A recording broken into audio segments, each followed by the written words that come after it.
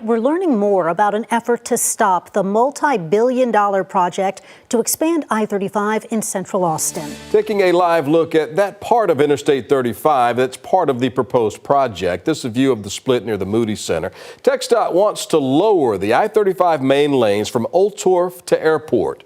The plan also includes adding 2 non-tolled HOV lanes and boulevard-style segments through downtown Austin. But a group called Rethink 35 says this project won't work and that it will force businesses and homes to move, as well as hurt the environment.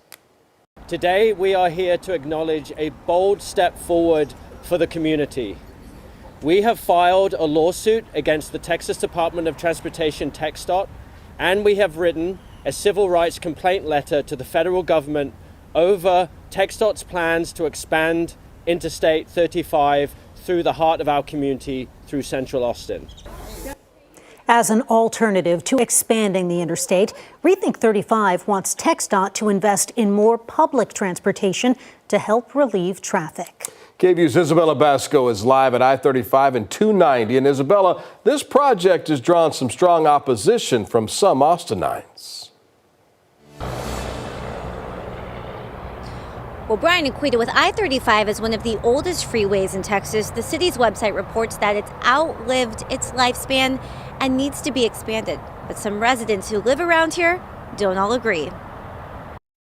Architect Kit Johnson lives a few blocks east of I-35. While the I-35 expansion project hasn't kicked off yet, he's already dreading it. It just seems ludicrous. Just that stop and go traffic, just the pollution alone generated, by cars just stopping right there, because we all know how congested it is. And there's just a parking lot right there, smack dab in probably the most beautiful part of Austin. The project would lower I-35 main lanes from Old Torf Street to Airport Boulevard, adding 2 non-tolled high-occupancy vehicle lanes and boulevard-style segments through downtown. It's estimated to cost about $4.5 billion.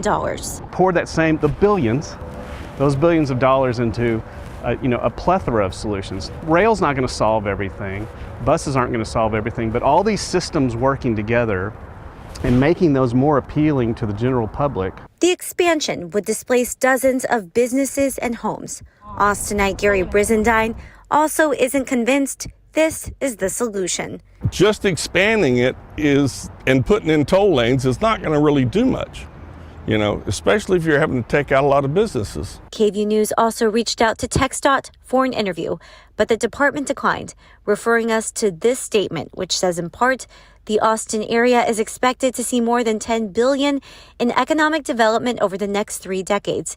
Improvements to I-35 are critical for the local, regional, and national economy. But Johnson still isn't convinced. They're trying to appease people with some bells and whistles, and it's just an expansion project. A project designed with the community in mind, still drawing a strong divide. And construction is expected to start sometime this year on the project, with TxDOT engineers saying they need to act on this now because the city of Austin only keeps growing and traffic could only get worse if they don't do anything. Reporting live from I-35, back to you, Brian and Quita. I'm Isabella Basco.